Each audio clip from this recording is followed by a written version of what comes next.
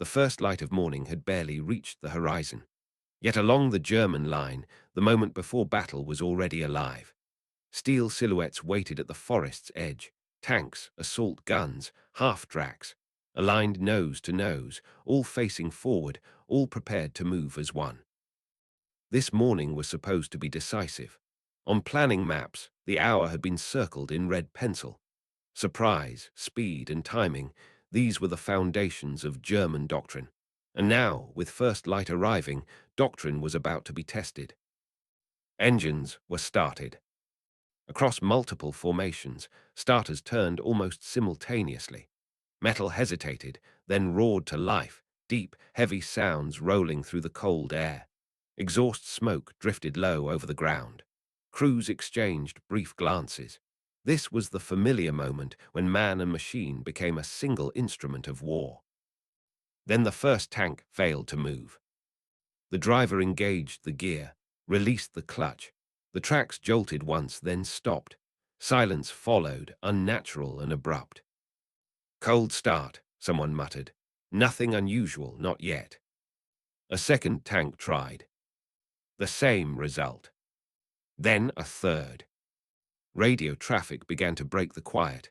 At first, one unit, then another, then several more. Vehicle not moving. Engine cuts out. Starter turns, no power. Minutes passed. No shots were fired. No enemy appeared. Yet the entire offensive line remained frozen, locked in place by something unseen. The realization arrived slowly, then all at once. This was not resistance. This was not enemy action. The offensive was not being stopped by Allied fire. It was being stopped by itself. And as the morning light grew stronger, the shock settled in. The advance had ended before it had even begun. At first, the messages sounded like the kind commanders hated most. Not dramatic, not heroic, not even clearly dangerous. Non-combat immobilization. It was the phrasing of an administrative problem, not the opening of a major offensive. But as reports stacked up from battalion to regiment, the words began to carry weight. Vehicle after vehicle was down, and none of it fit the logic of war. There were no craters, no shell fragments, no strafing runs, no burning wrecks along the start line. The armored columns sat exactly where they had been staged, as if time itself had paused them. Crews climbed out, walked around their machines, checked the obvious things with gloved hands and rising irritation. Fuel was present. Tanks were filled, lines connected, valves open.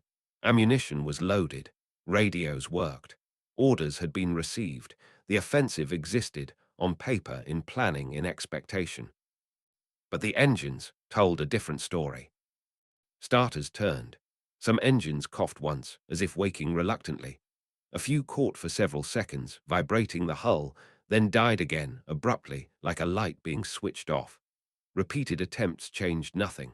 More cranking, more smoke, more drained batteries, and the same silence returning like an answer.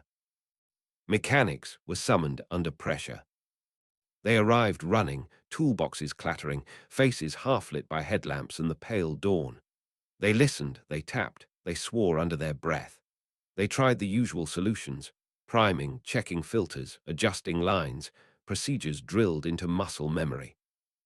But the pattern didn't behave like a normal breakdown. Failures were too widespread, too synchronized, too uniform across units that had not even met the enemy. One tank failing could be misfortune, 10 could be poor preparation. But this was something else. Confusion spread faster than orders. Commanders demanded explanations. Crews demanded fixes. Radios filled with overlapping voices, each reporting the same absurd situation. Machines ready for battle, immobilized without a shot fired. And the most disturbing fact was simple. No one could point to a single cause, only the growing certainty that the problem was everywhere. The offensive had never been built only on armor. It had been built on time. German planning treated the first hours of daylight like a weapon in itself, an engineered sequence where artillery, infantry, and armored spearheads moved according to a strict rhythm. If the panzers crossed the line on schedule, the enemy would be caught half awake, reacting instead of deciding. If they were late, the entire design began to unravel. Now the delay was no longer measured in minutes. Artillery timetables, calculated down to narrow intervals, began to lose meaning. Fire plans were linked to moving targets, to advancing formations, to positions that were supposed to be occupied by a certain hour. But the positions remained empty. The front stayed still. Guns could not support an advance that did not exist. And still, the engines refused. As the sun climbed, surprise became exposure. Dawn light spilled over the assembly areas, revealing what darkness had concealed. Clustered vehicles, tracks etched into frost, columns sitting too neatly in place. In war, immobility is a kind of signal. It tells the enemy where you are. It tells them you cannot leave quickly. Allied reconnaissance did what reconnaissance always does. It looked for movement. And it found none. Observation aircraft and forward patrols began to notice something strange. The expected German surge was missing. There was radio traffic, yes, heavy, nervous, constant, but no momentum. The battlefield, which should have been screaming with the violence of an opening breakthrough, held an almost unnatural stillness. That stillness was not neutral, it was information. Every passing hour gave the enemy a clearer picture.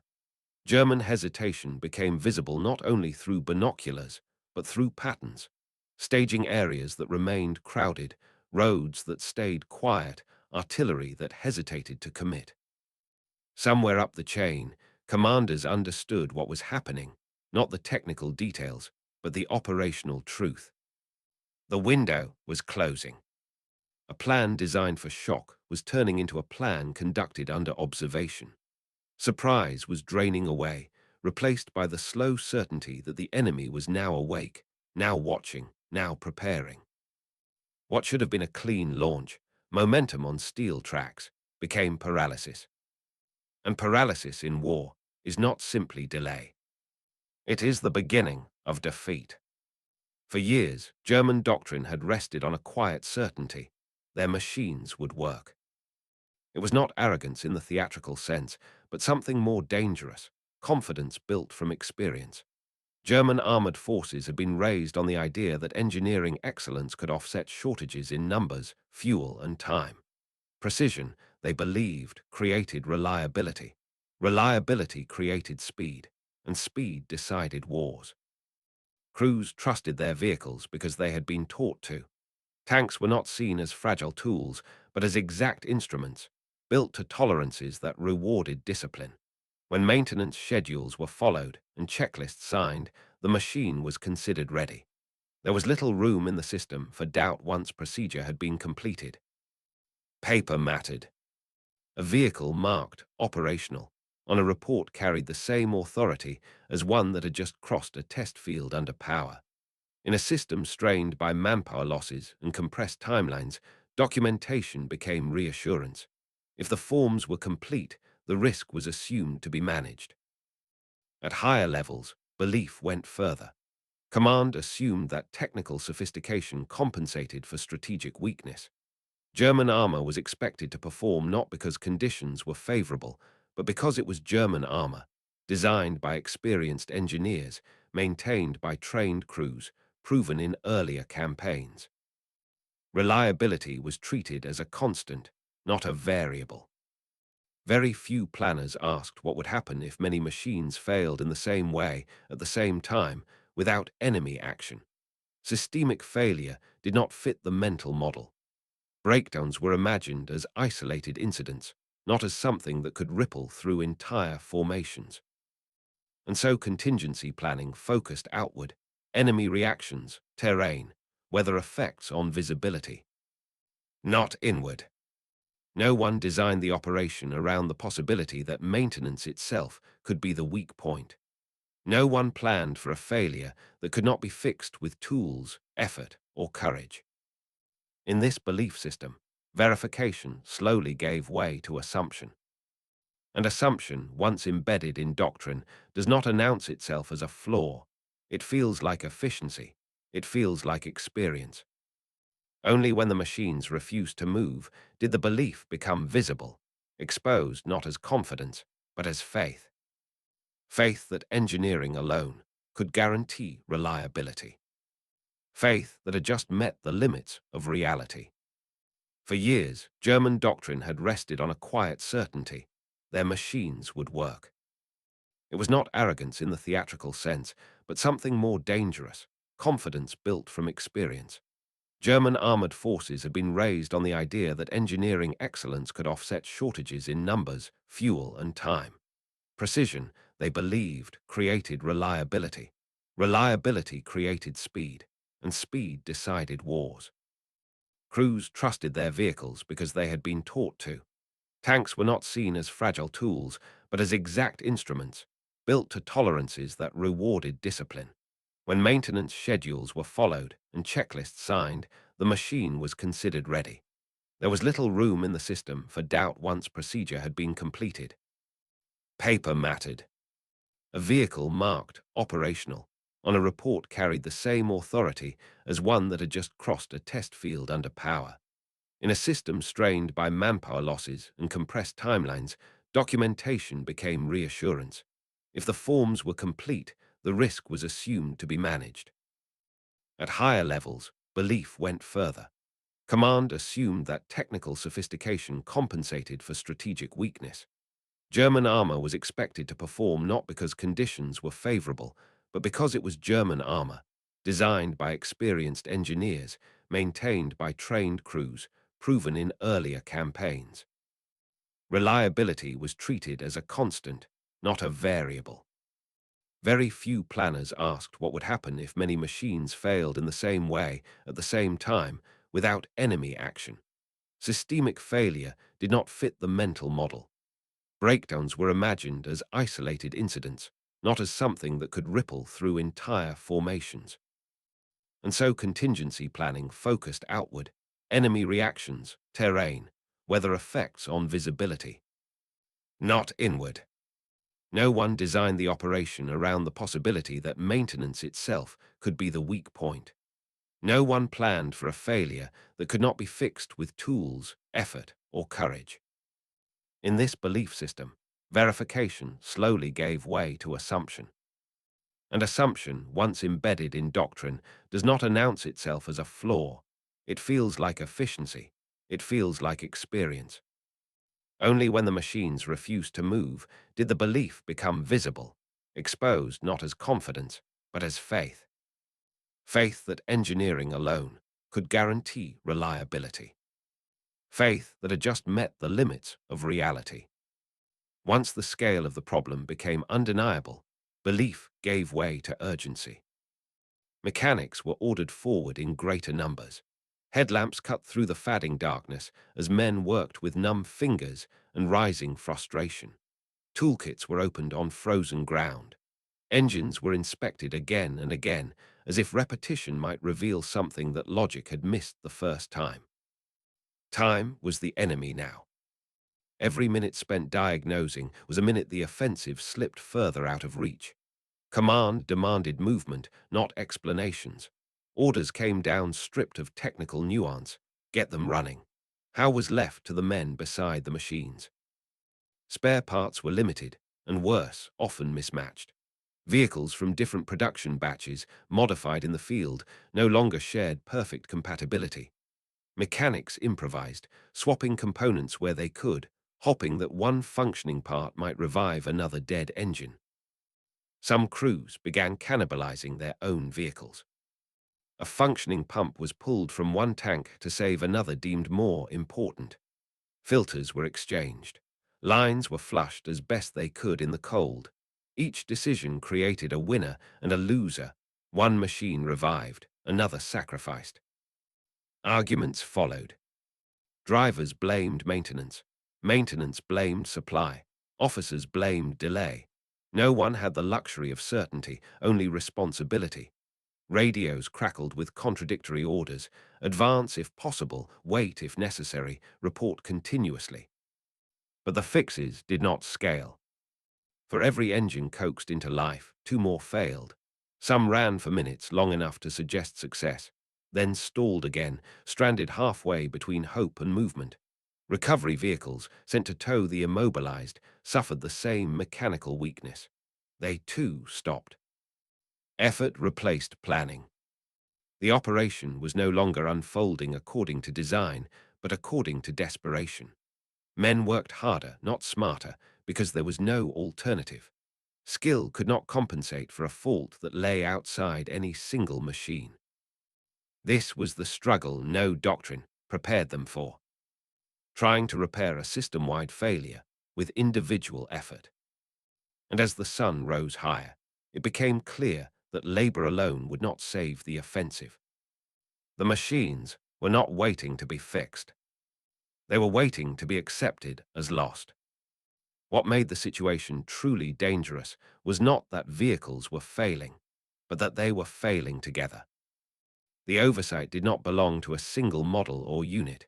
It cut across multiple vehicle types: tanks, assault guns, recovery vehicles, even support trucks. Different engines, different roles, the same condition. What appeared at first as scattered breakdowns revealed itself as a pattern woven through the entire force. Cold amplified every weakness. Mechanical systems designed with narrow tolerances depended on fluids behaving predictably. In low temperatures, those assumptions collapsed. Thickened lubricants slowed circulation.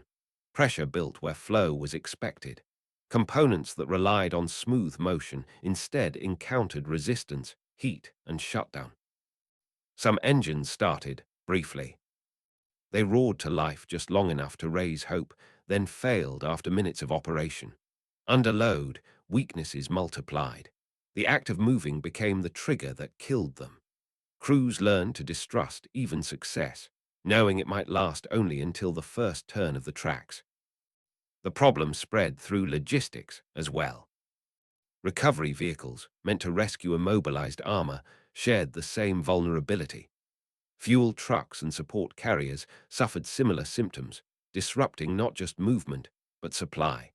Even when a tank could be revived, keeping it operational became uncertain without a functioning tail behind it. Mobility turned selective. Small pockets of vehicles could move, but not in coordination. Units fragmented into static and mobile elements, destroying the principle of mass and timing on which the offensive depended. An advance cannot be assembled from isolated successes. Technology magnified the original human error. What might once have caused inconvenience now created paralysis. The more complex the system, the more vulnerable it became to a single overlooked variable. Precision engineering delivered precision failure. And there was no clear front line to blame. The enemy did not have to interfere. Weather, machinery, and assumption had already done the work. The force remained intact on paper, but in reality it had lost the one thing an offensive cannot survive without: the ability to move together. In that moment, the machines stopped being weapons. They became obstacles. By mid-morning, the reality on the ground no longer matched the plan in any meaningful way. Only fragments of units were operational. A handful of vehicles could be coaxed forward, but they moved alone, isolated, exposed, and without the mass that gave armor its power. The offensive had been designed as a single der coordinated thrusts, timed artillery, infantry riding the wake of steel. Instead, the start line became a scattered collection of functioning machines and silent hulks. Coordination collapsed first. Radio nets filled with overlapping updates. Who could move, who could not, who was waiting for parts that might never arrive. Timetables lost their authority. When half a company remains immobilized, the concept of H-hour becomes meaningless. Orders were revised, then revised again, until they sounded less like commands and more like questions. Infantry waited. Men stood in shallow cover or beside half-tracks that would not start, watching their armored support remain frozen in the open. Without tanks, infantry did not advance, not because they lacked courage, but because the battlefield punished exposed movement. The doctrine was clear: armor leads, infantry follows. Now the lead element had become an immovable burden. Artillery plans unraveled next. Fire missions had been prepared to clear routes, suppress likely enemy positions, and support a moving front. But a moving front never formed. Shelling blind terrain without the advance behind it was wasteful and dangerous. Guns hesitated. Then many batteries were ordered to delay, redirect, or hold fire entirely. The offensive stalled before contact. Not at an enemy trench line, not at a minefield, not under air attack. It stalled in its own assembly areas, still arranged for a breakthrough that would not happen. The stillness carried its own weight. Engines that should have been roaring were silent. Tracks that should have been chewing through frozen ground remained clean. The men understood something before anyone said it aloud. They were losing without fighting. And that is the cruelest kind of stall, one where the enemy does nothing, and yet time itself becomes an attacker. What began as shock became something colder, a sense that the battlefield had turned against them before the first shot was fired. The Allies did not need intelligence breakthroughs to sense that something was wrong. They needed only patience. From their side of the line, the expected signs of a German offensive were missing. There was no surge of armor at dawn, no sudden pressure against forward positions, no chaotic clash that usually announced the opening of a major attack. Instead, the front remained strangely quiet. Reconnaissance units moved first. Patrols advanced cautiously into areas where resistance had been anticipated. They encountered little more than silence and distance. No counterattacks followed. No aggressive screening forces pushed them back. Reports began to describe an enemy that was present, but inactive. Artillery tested the stillness. Probing fire was directed toward likely German assembly areas, not in full barrages, but in deliberate, searching patterns. The response was limited. No immediate repositioning. No counter-battery fire strong enough to suggest an imminent attack. The lack of reaction was as informative as any direct observation. Above the battlefield, air observers confirmed it. Clusters of vehicles sat too close together for an active offensive. Tracks led to positions, but not away from them. Columns remained intact far longer than they should have under normal operational tempo. From the air, immobility was unmistakable. The conclusion formed quickly. Time favored the Allies. They did not rush to exploit the situation with a full assault. There was no need. Pressure could be applied gradually, safely, with fire and observation.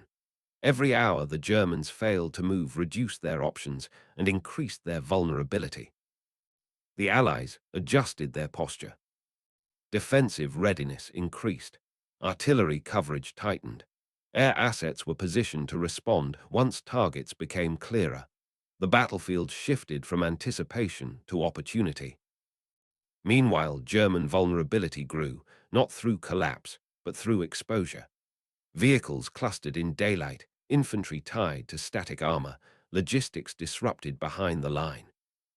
The most damaging element was not Allied fire. It was Allied awareness. The enemy now understood that the offensive was stalled, and that stalling, under observation, was a condition that could be exploited at will. The initiative, once intended to be seized at dawn, began slipping away, quietly, methodically, without a single decisive engagement. The decision came too late, but it came all the same. German command could no longer pretend the delay was temporary. Reports from the front no longer spoke of repairs underway, but of vehicles that could not be trusted to move at all.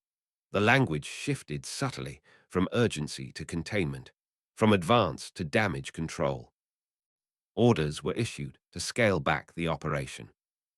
Not a full cancellation at first, but a partial one. Units that could move were told to reposition. Those that could not were instructed to hold, disperse if possible, and await further instructions. It was an attempt to preserve force while admitting, without saying it outright, that the offensive had failed. But movement itself had become dangerous. As units attempted to reposition, They did so under growing enemy observation. Roads that should have been crossed at dawn were now exposed in full daylight. Any movement, however limited, left patterns that Allied aircraft and artillery could trace with increasing accuracy. Then the air attacks began. Fighter bombers struck the most obvious targets first. Clustered vehicles, stalled columns, makeshift repair sites where men and machines were gathered together. Immobilized armor, once protected by timing and surprise, became ideal targets. Artillery followed.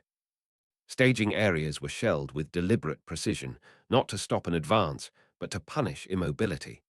Vehicles were hit where they stood, engines cold, crews scrambling for cover. Losses mounted without the Germans ever achieving forward momentum. There was no counter-movement. No armored thrust to disrupt the pressure. No rapid redeployment to escape it. Each strike landed on units that could not respond in kind. And in that moment, the truth became unavoidable. The offensive was no longer delayed. It was defeated, not by a climactic battle or a decisive clash of forces, but by time, exposure, and the inability to act when action was required. The turning point had passed quietly, sealed not by enemy brilliance, but by German inaction. What remained was not a fight to win ground, but an effort to survive the consequences of standing still. The destruction came without the sounds most soldiers associated with defeat. There was no roaring advance, no desperate last stand, no collapsing front line under enemy pressure. Instead, there were sudden impacts from the sky, sharp concussions that tore through vehicles still arranged for an attack that would never happen. Tanks were destroyed where they sat. Bombs struck engine decks. Artillery shells ripped through clustered armor. Fuel ignited first, violent, unmistakable, followed by ammunition cooking off in rapid, uneven bursts. The explosions were chaotic, unscripted, and final. Machines built for movement burned in silence between strikes.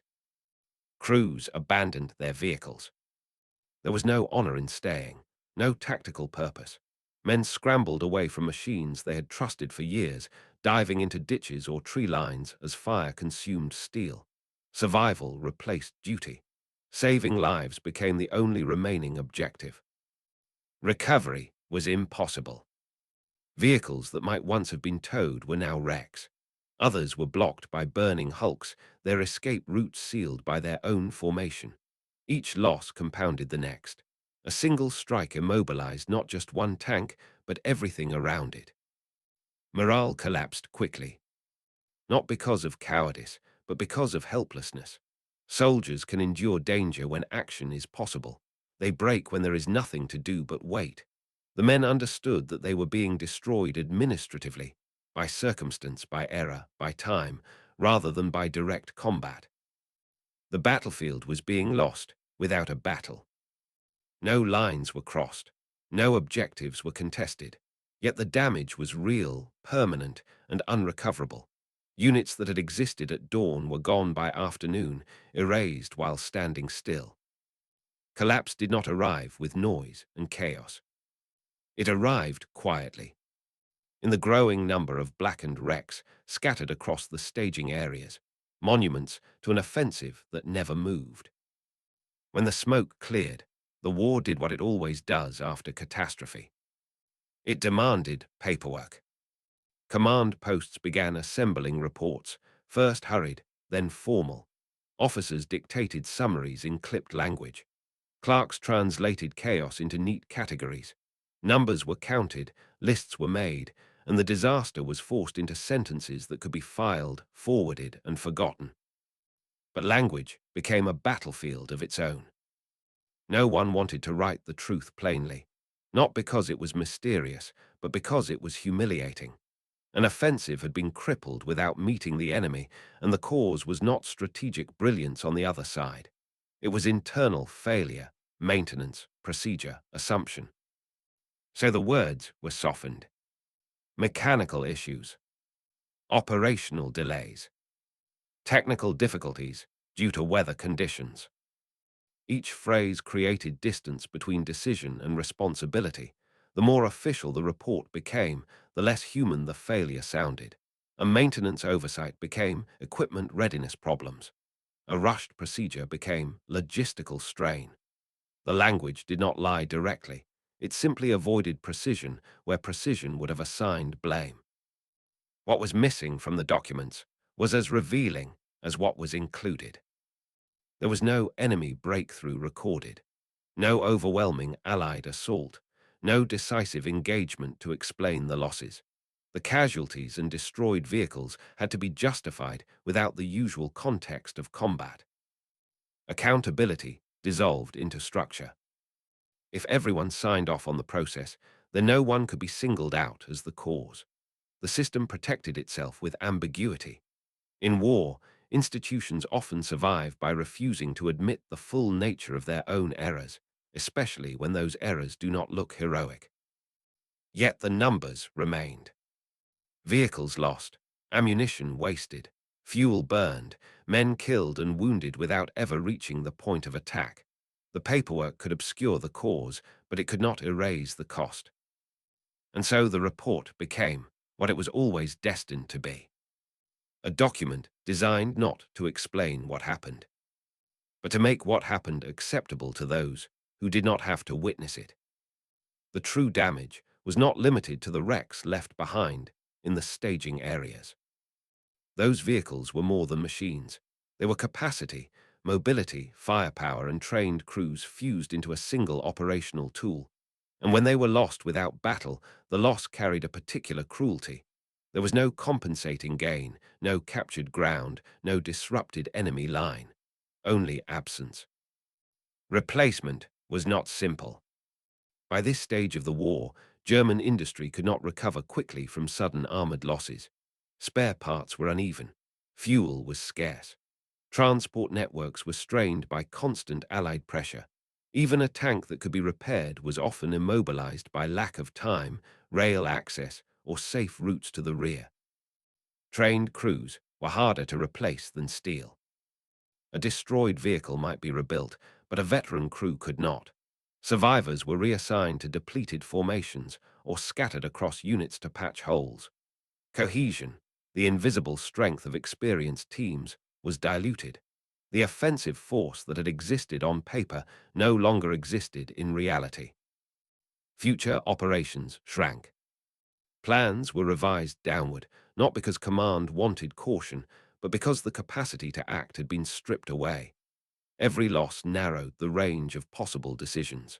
The initiative, the ability to choose when and where to strike, began to pass permanently to the enemy. The Allies advanced against weakened resistance, not in a sudden flood, but in steady pressure. They encountered German lines that could not be reinforced quickly, sectors that lacked mobile reserves, and defensive positions that depended on what remained rather than what was intended. Time, once meant to be used as a weapon, became irreversible loss. The operational cost was measured in momentum, in opportunities that never returned, in battles that would later be fought without the armor that had been destroyed while standing still. And that is the hardest kind of consequence to calculate, because it appears not only in what was lost, but in everything that could not be done afterward. The failure was not unique because machines broke down. Machines always do. What made it significant was where the war had already been decided, before contact, before resistance, before a single decisive exchange of fire. The outcome had been shaped in workshops, depots, and checklists long before the battlefield entered the equation. Modern war does not begin at the front. It begins in preparation. Maintenance becomes strategy when technology is complex enough that neglect can neutralize power more effectively than the enemy. In such a system, bravery cannot compensate for unread manuals, rushed procedures, or assumptions carried over from different conditions. Small oversights become decisive. A lubricant chosen without accounting for temperature, a routine step dismissed as unnecessary, a checklist signed rather than verified. None of these choices appear dramatic in isolation. Together, they can defeat the most carefully designed plan. Technology punishes complacency. The more precise the machine, the less forgiving it becomes.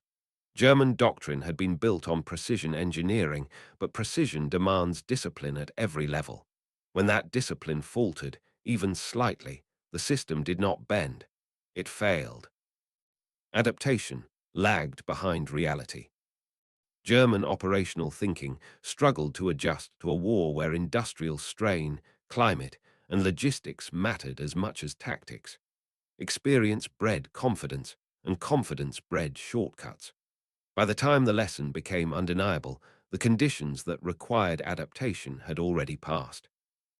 The irony was sharp. A military culture that prized technical excellence was undone not by inferior equipment, but by its own assumptions about reliability. The machines performed exactly as physics allowed. It was planning that ignored those limits. The lesson arrived too late to save the offensive, but it remains enduring. In modern war, victory often belongs not to those who plan the boldest attacks, but to those who respect the smallest details long before the first order is given. In the end, the offensive existed only on paper. Maps still showed arrows pushing forward. Timetables still listed hours that would never come. But on the ground, the story was written in wreckage, blackened hulls scattered across staging areas where engines had once been expected to roar to life. No battle honors were awarded. There was no breakthrough to commemorate, no heroic defense to record. The men who had prepared for the attack remembered not a fight, but a night. Hours spent working in the cold, waiting for machines to respond, listening to radios carry the same bad news again and again. The enemy advanced later, against lines already weakened. Not because of brilliance, but because resistance had been reduced before contact. Armor that should have delayed, disrupted, or counterattacked no longer existed. What remained was a force shaped by absence, forced to fight future battles without the tools meant to decide them. The lesson was written without mercy. War does not forgive negligence. It does not pause for explanations. It does not distinguish between failure caused by enemy action and failure born of oversight. The result is the same. The offensive was ruined overnight. Not by artillery, not by air power, not by an enemy breakthrough. It was defeated before the enemy ever had to stop it. And in that silence, between the planning and the fighting, modern war revealed one of its hardest truths. That sometimes the most decisive moment comes when nothing moves at all.